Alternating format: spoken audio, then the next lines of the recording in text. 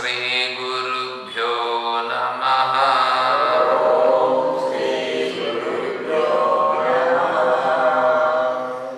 పూజ్య గురుదేవులు తత్వవిధానంద సరస్వతి స్వాముల వారి దివ్య చరణారవిందములకు ప్రణమిల్లుతూ పరిపూర్ణ పరబ్రహ్మస్వరూపులకు ప్రియాత్మ బంధువులరా ఓ ప్రశ్నోత్తరిలో 14 అయిపోయిందిగా, 15.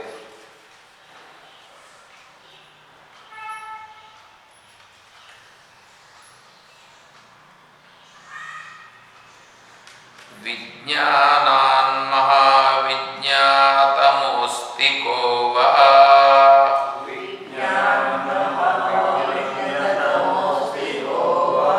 నార్యాపి సాచ్యా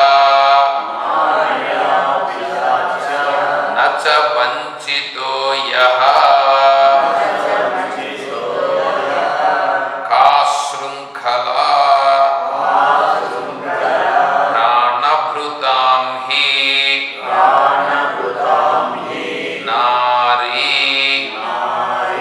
దివ్యం వ్రతం కిం చ సమస్త దైన్యం. ఇందులో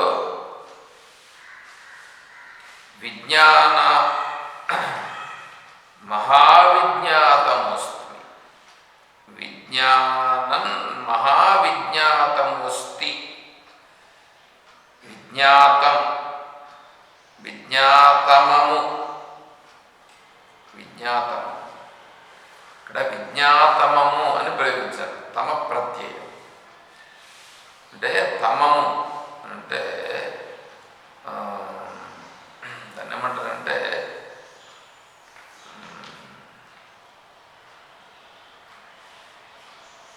జ్ఞానము, జ్ఞానతమము, జ్ఞానము, జ్ఞానపరము, జ్ఞానతమం. జ్ఞానము, జ్ఞానపరము, జ్ఞానతమం. జ్ఞానం అంటే ఏమంటే దాని గురించి తెలియడం. దేని గురించి తెలియడము? అది ఏదైతే ఉందో దాని గురించి తెలియడం. అది తెలియడం అనేటువంటిది ఉందే,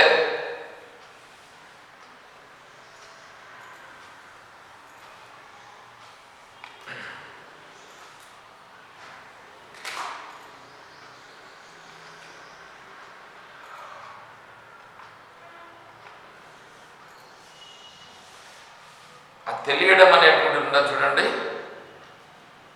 ఏది తెలియడము? విషయం తెలుస్తుంది చూడు. అదేమవుతుందంటే విషయం తెలుస్తుంది. ఇప్పుడు జ్ఞానమునందు విచారణలో విషయం తెలుస్తుంది. ఎట్లా విషయం తెలుస్తుంది అంటే ఇది కూడా మనం వేరే విషయాన్ని తెలుసుకున్నట్లుగా ఈ విషయం కూడా ఇక్కడ ఓహో ఇది ఆత్మ అంట, ఇది అనాత్మ అంట. శరీరం అనాత్మ అంట, ఈ జగత్తంతా కూడా అనాత్మ అంట, ఆత్మ ఒకటి ఉందంట అని తెలుస్తుంది. దాన్ని జ్ఞానం అని అంటారు. దాన్ని జ్ఞానం.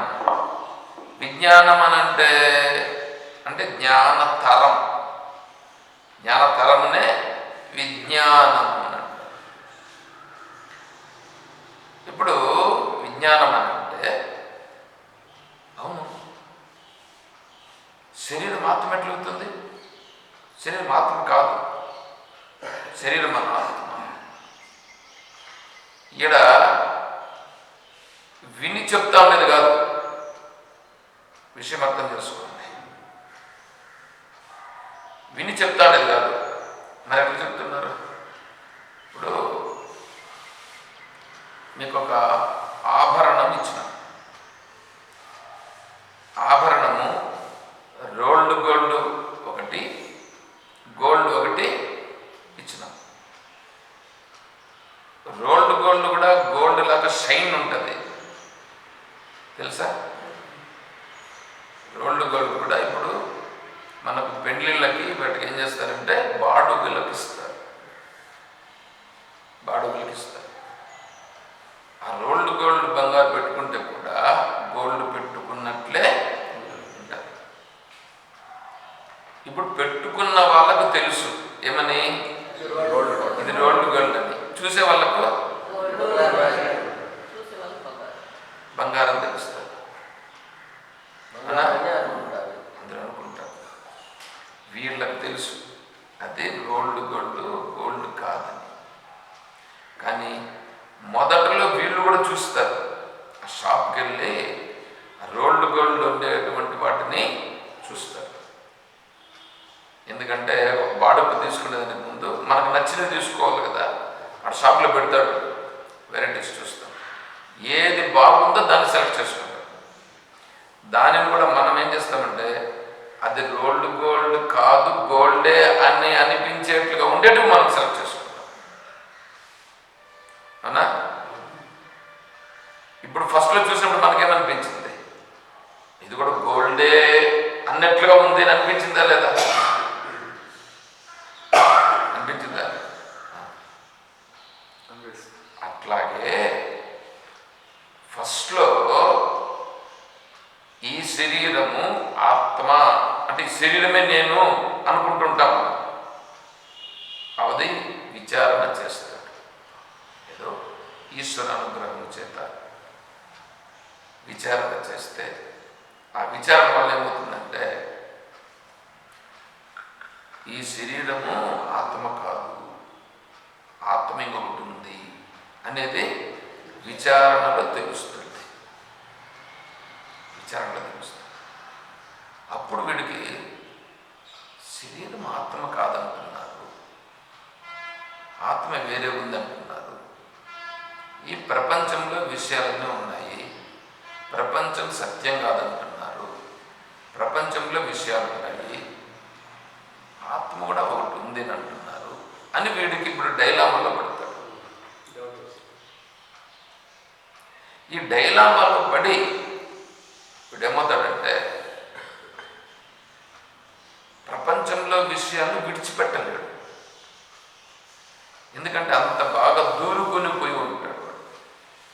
అలా దూరుకొని పోయి ఉన్నటువంటి వాడు ఆ విషయములలో ఉండి దీనిని విని ఇదేదో బాగుందే, ఈ మార్గంలోకి వద్దాం, దీన్ని తెలుసుకోవాలా అని అనిపిస్తుంది. అని అనిపించినప్పుడు ఈ ప్రపంచం యొక్క ప్రభావము దీనికి విలువను కొద్దిగా తగ్గిస్తాడు.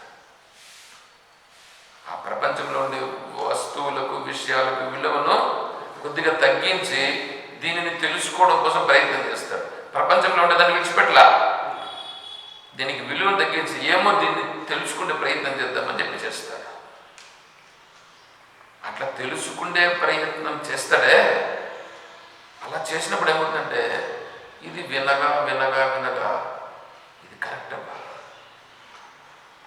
ఇది నిజం, ఇది సత్యం అని ఈ మనస్సు కనిపిస్తుంది. ఈ మనస్సుకు ఇది సత్యం అని అనిపించగానే ఈ విషయాలకు సంబంధించి ఏవి ప్రాపంచిక విషయాలకు సంబంధించి ఆటోమేటిక్గా ఏమవుతుంది, దానికి విలువ తగ్గుతూ వస్తుంది.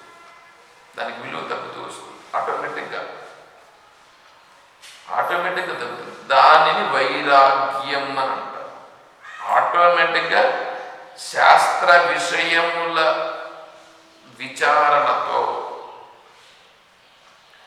ఈ శాస్త్ర విషయములను విచారణ చేసి ఇది సత్యమని ఎప్పుడైతే ఈ మనస్సుకు పడుతుందో అప్పుడు ప్రాపంచిక విషయాలు యందు ఆసక్తి ఆటోమేటిక్గానే తగ్గుతుంది. ఇప్పుడు అది ఆటోమేటిక్గా తగ్గేదానికి ఎవరు తగ్గించాడు? ఆ శాస్త్ర విషయాలు పట్టినాయే, ఆ శాస్త్ర విషయం మనలోకి దూరిందే. శాస్త్ర విషయం దూరేం చేసింది? ఈ లోపల ఉండేటువంటి ప్రాపంచిక విషయ భావన ఏమైంది? తగ్గుతా తగ్గుతా తగ్గుతా విషయం పట్టుట. ఈ ప్రాపంచిక విషయం లోపల ఉన్నాయిగా, ప్రాపంచిక విషయ భావనలు ఏమవుతాయి? తగ్గుతూ వస్తాయి. ఇది అర్థమవుతుందా?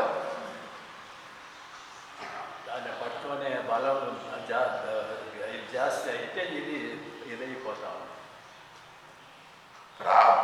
శాస్త్ర శ్రవణం ఎంత ఇది సత్యము, ఎంత బలంగా మేము రీచేస్తామో అది అంత బలంగా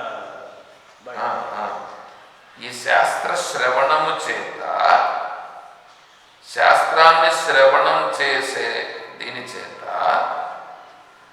ఇది సత్యము. ఏది సత్యం? శాస్త్రము సత్యము.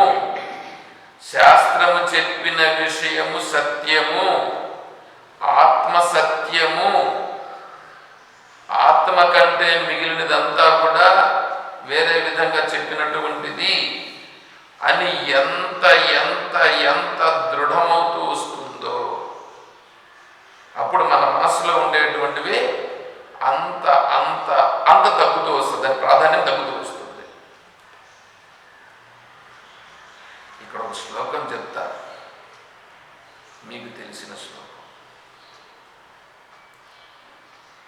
యదా యదా హి ధర్మస్య గ్లానిర్భవతి భారత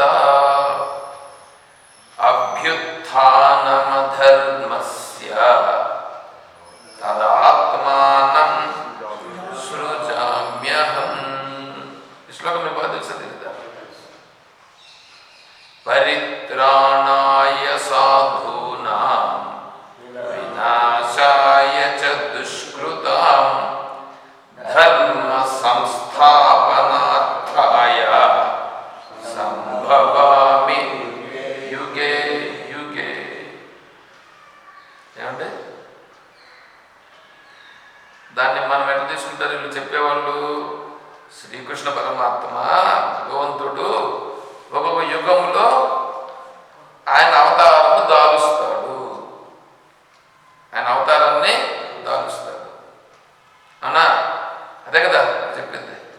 ఎప్పుడెప్పుడైతే ధర్మానికి హాని కలిగి అధర్మం అభివృద్ధి చెందిపోయిందో అప్పుడు పరమాత్మ అవతారాన్ని ఎత్తుతాడు.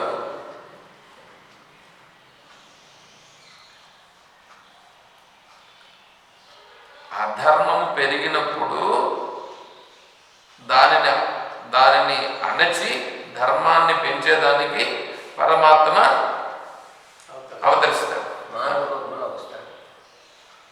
అది మీకు తెలిసింది.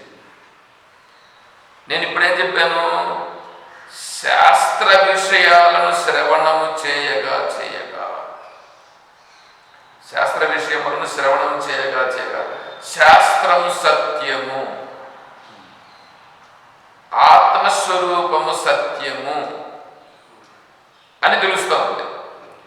అని తెలుస్తూ ఉందనంటే ఇక్కడ ఇంతవరకు ఏమనుంది? ఈ శరీరము సత్యము, నేను, నా భార్య, నా బిడ్డలు, నా సంసారము అనేది ఉన్నది. ఇది క్రమంగా ఏమవుతుంది? శాస్త్ర విషయము సత్యము, ఆత్మస్వరూపము సత్యము అని లోపలికి పోతుందా?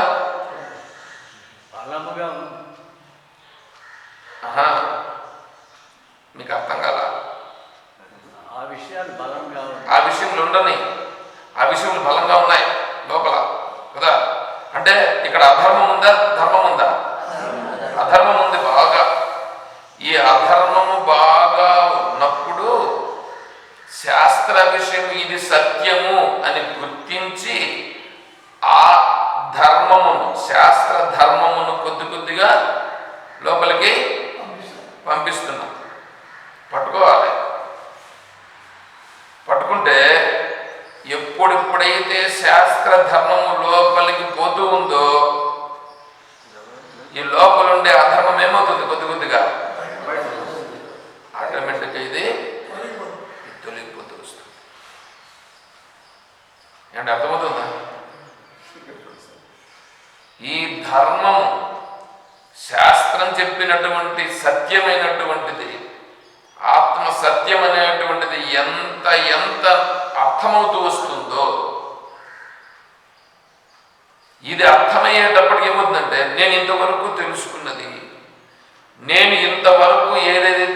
కోరుకున్నది.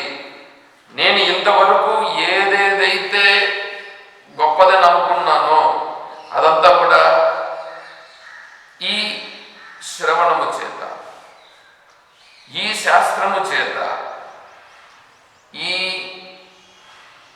అలౌకికమైనటువంటి ఆ పరమాత్మ తత్వాన్ని గురించి చెప్పేదాని చేత దానిని నా మనస్సు విశ్వసించి ఇది సత్యమే అని ఎప్పుడైతే స్పష్టంగా స్వీకరించిందో అది వచ్చే లోపల ఇదేమవుతుంది, ఇక్కడ దీని పవర్ తగ్గుతూ వస్తుంది. తగ్గిపోతుంది కాదు, వెంటనే తగ్గిపోదు. ఇది ఎంత పడితే ఇది అంత తగ్గుతుంది.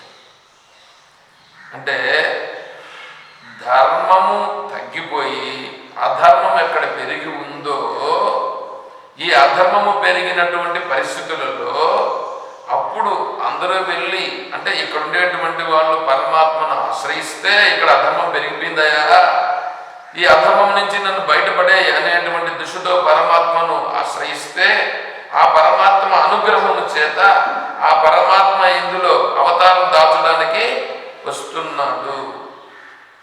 ఆ పరమాత్మ ఇక్కడ అవతారం దాల్చడానికి వస్తున్నాడు. ఏ విధంగా? శాస్త్ర రూపంగా, శాస్త్ర జ్ఞాన రూపంగా ఇక్కడికి వస్తున్నాడు. శాస్త్ర జ్ఞాన రూపంగా ఎప్పుడైతే నా హృదయములోకి ప్రవేశిస్తున్నాడో అప్పుడు నా హృదయములో ఉన్నటువంటి ఏ ఏ కల్మషములైతే ఉన్నాయో, ఏ ఏ అధర్మములైతే ఉన్నావో, ఏవేవైతే నేను ఇంతవరకు ధర్మమును పట్టుకున్నానో, ఏవేవైతే నేను ఇంతవరకు సత్యములను పట్టుకున్నానో అవన్నీ కూడా సత్యములు కాదని, అవన్నీ అధర్మములను గుర్తించి వాటి యొక్క ప్రభావము క్షీణించిపోయి అవి వెళ్ళిపోతాయి.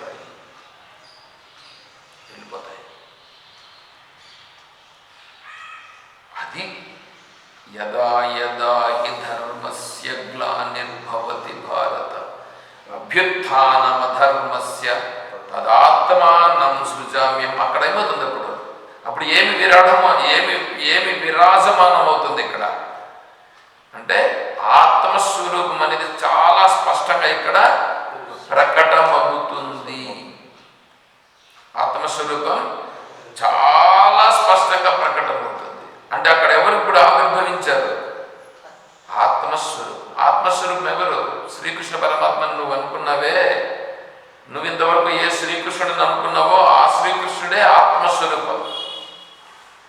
దేహో నాహం శ్రోత్రవాగాదికాని నాహం బుద్ధి నాహం అధ్యాసమూలం నాహం సత్యానంద స్వరూప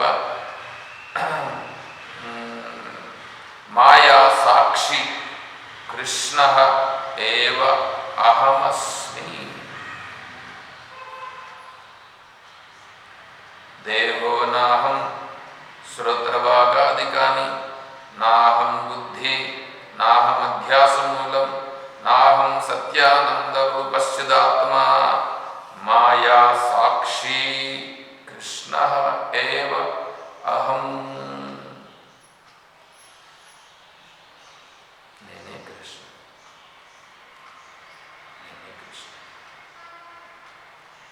వేరే కృష్ణుడు ఎక్కడ ఉన్నారు? పరిత్రాణాయ సాధూనాం. ఈ భావనతో ఎవడైతే వెళుతున్నాడో వాడు సాధువు.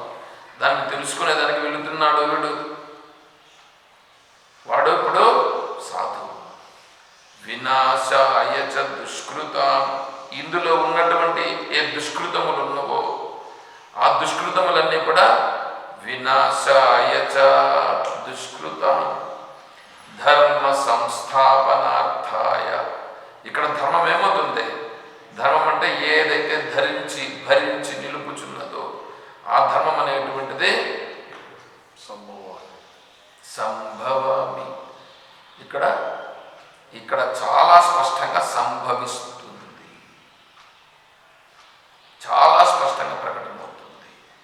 అది విజ్ఞానం. అంటే ఇది అనుభవం వస్తూ వస్తుంది. ఆ అనుభవం వస్తూ ఉంటున్నదే దానిని విజ్ఞానం. ఇలా ఆత్మస్వరూపం ఇప్పటివరకు ఇంతవరకు శాస్త్రం చెప్పితే ఆత్మస్వరూపం అని తెలుసుకున్నాడు. ఇంతకుముందు తెలుసుకున్నాడు, అదొక విషయం లాగా. ఇప్పుడు విజ్ఞానం కలుగుతుంది, ఆత్మస్వరూపం అనేది ప్రస్ఫుటమవుతుంది. జ్ఞానంలో విజ్ఞానం అయిన తర్వాత ప్రస్ఫుటమవుతుంది. అలా ప్రస్ఫుటమైనటువంటి వాడు దాంట్లో చాలా స్పష్టంగా తెలిసినటువంటి వాడు ఏమంటారంటే విజ్ఞానతమః అని అంటారు. అంటే ఇంక దానికంటే ఇంకొకటి గొప్పది లేదు, అంత గొప్పది.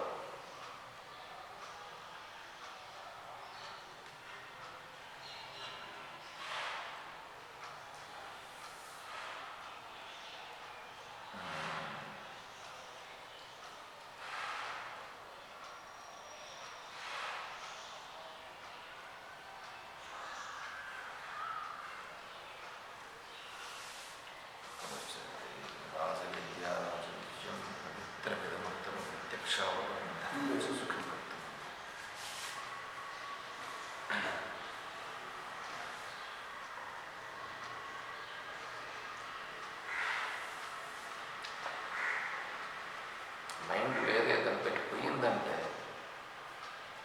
అందుకే నేను చాలా దృష్టిని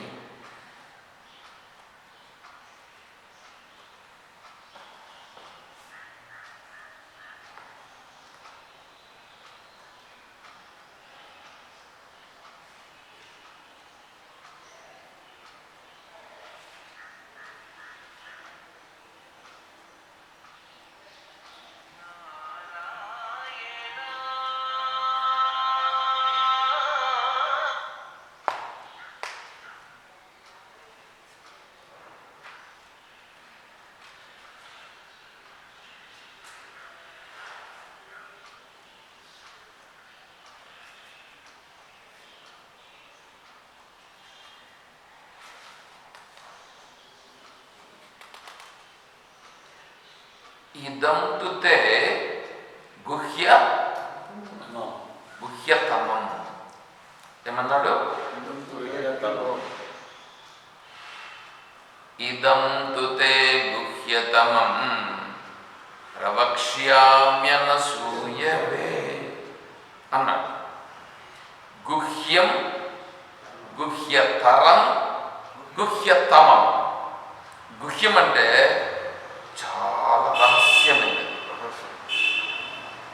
గుహ్యతరం అని అంటే ఆ రహస్యమైన దానిని ఎవరితో అంటే వాళ్ళతో పంచుకోవడం. గుహ్యతమం అంటే దానంత సీక్రెట్ ఇంకోటి ఉండదు. ఇప్పుడు నరేంద్ర మోదీ గారు ఇతర దేశాలకు వెళ్ళారని అనుకోండి, అక్కడ మన భారతదేశం గురించి ప్రస్తావన చేస్తారు. మా దగ్గర ఈ సౌకర్యాలన్నీ ఉన్నాయి, మీరందరూ పెట్టుబడులు పెట్టండి అన్నట్టుగా చెప్తారు. మా దగ్గర ఇంత ఉంది అన్నట్టుగా. ఓకే, మళ్ళీ ఇంకా కొంతమందితో అంటే మేము ఇప్పుడు బయట ఉండేటువంటి వాళ్ళు పెట్టుబడి వాళ్ళతో మాట్లాడేటప్పుడు అది మాట్లాడతారు. ఇప్పుడు ప్రెసిడెంట్ గారితో మాట్లాడతారు, ఆ దేశం ప్రెసిడెంట్ వారితో కూర్చొని మాట్లాడేటప్పుడు అక్కడ మాట్లాడే విధానము మళ్ళీ ఈ బయట ఉండేటువంటి బిజినెస్ వాళ్ళతో మాట్లాడే విధానం తేడా ఉంటుందా ఉండదా?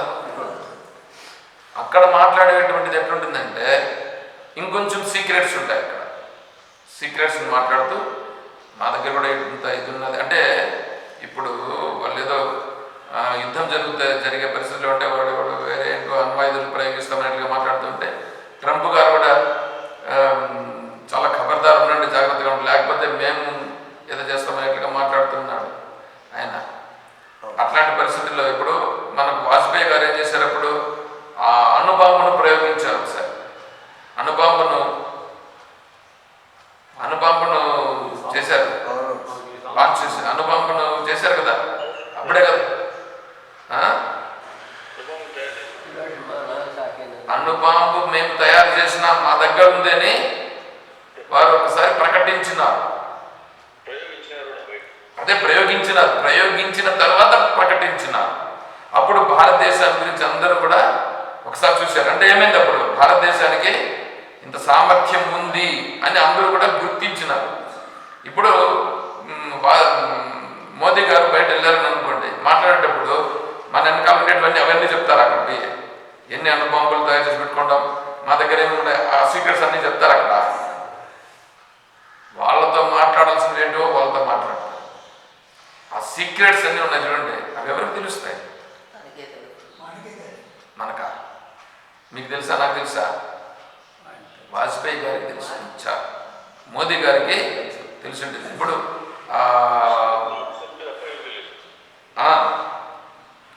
కాబట్టి నేవీ అంటే నౌకాదళం, తర్వాత వైమానిక దళం, తర్వాత సైనిక బలం, ఇవన్నీ ఉన్నాయే, వాళ్ళకు సంబంధించిన విషయాలన్నీ తన దగ్గర తెలుసుంటాయి. ప్లస్ సైంటిస్టులు ఏంటంటే చేస్తున్నారు, ఏమేమి చేస్తున్నారు అనేటువంటిది తనకు తెలుస్తుంది. అంతేగాని ఆ సీక్రెట్స్ అంతా ఎవరు చెప్తారు? చెప్పరు. అది దేశ రక్షణ. దేశ రక్షణ కోసం అంత సీక్రెట్, అది అంత సీక్రెట్ విషయాన్ని తన దగ్గర పెట్టుకుంటారు. దాన్ని గుహ్యతమం అంటారు. గుహ్యతరం ఇతర దేశ నాయకులతో, ప్రెసిడెంట్ గారితో వాళ్ళతో పోయి మాట్లాడినప్పుడు, ఇప్పుడు ట్రంప్ గారు మన దేశానికి సంబంధించి ఏదో వీసాల దాని గురించి ఏదో మాట్లాడినారు అనుకోండి, మన మోదీ గారు పోయి మాట్లాడేటప్పుడు బాగానే ఉందా, నువ్వు అట్లా కాదు, మాకు కూడా ఉన్నాయి, మా సామర్థ్యాలు కూడా ఉన్నాయి, మేము కూడా కట్ చేయగలుగుతాం అనేటట్లుగా మాట్లాడితే అప్పుడు వాళ్ళు ఏం చేస్తారు, ఓ వీళ్ళు సామాన్యులు కాదు అని వీళ్ళు కూడా గుర్తించి ఏం చేస్తారు, గౌరవం ఇస్తారు. అంటే కొన్ని తీస్తారు, అప్పుడు సీక్రెట్స్ కూడా తీసి ఖబర్దార్ అనేటట్లుగా మాట్లాడతారు. ఏమనుకుంటున్నాం మేమంటే అనేట్లుగా మాట్లాడితే వాళ్ళు కొద్దిగా తగ్గుతారు. చూసారా? ఇప్పుడు గుహ్యం, గుహ్యతరం, గుహ్యతమం.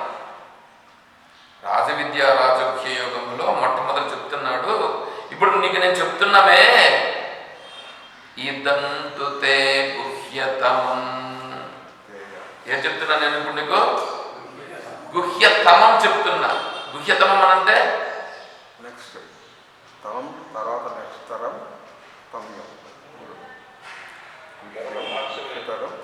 అత్యంత రహస్యమైనటువంటిది చెప్తున్నాను, అత్యంత రహస్యమైనది చెప్తున్నాను. ఎవరు చెప్తాడు? ఇది భగవంతుడు చెప్తున్నాడు. ఇదం తుతే గుహ్యతమం ప్రవక్ష్యామి. నేను చెప్తున్నాను అంటే రహస్యములలోకెల్లా రహస్యమైనటువంటి దాన్ని నేను చెప్తున్నాను. అట్లాగా ఆ రహస్యములలోకెల్లా రహస్యమైనటువంటిది తమం. తమం అని ఎక్కడైనా ప్రయోగించినారంటే, గుహ్యతమం అంటే ఇక దానికంటే మించిన సీక్రెట్ ఇంకోట్లేదు. ఇప్పుడు ఇక్కడ ఏమని ప్రయోగించినాడు? విజ్ఞానతమం అంటే 15వ శ్లోకంలో చూసుకో. నేనేమి మాట్లాడకూడదు అంటారు చూడండి, అయ్యా నిద్రపోతా ఉండేది వీళ్ళందరూ. నేను ఎంత విషయాన్ని చెప్తున్నా, నేను ఎట్లాంటి విషయాన్ని చెప్తున్నా, నేను అలాంటి విషయాన్ని తీసుకొని వచ్చి పార్వతి సరస్వతి మాత దేవి వచ్చి ప్రార్థన చేసేది ఒక బ్రాహ్మణుణ్ణి, మహాత్మా నన్ను ఎక్కడంటే అక్కడ చెప్పద్దు సార్, కళ్ళ వెంబడి నీళ్లు పట్టుకొని ప్రార్థన చేసింది. నేను వికారం చెందకుండా చెప్పాలి. ఒక్కరైనా ఇక్కడ ఏమైనా చేస్తున్నారు? నేను చెప్తున్నా తమం ఎక్కడుందో చూడు అని. గుర్తిస్తున్నారా?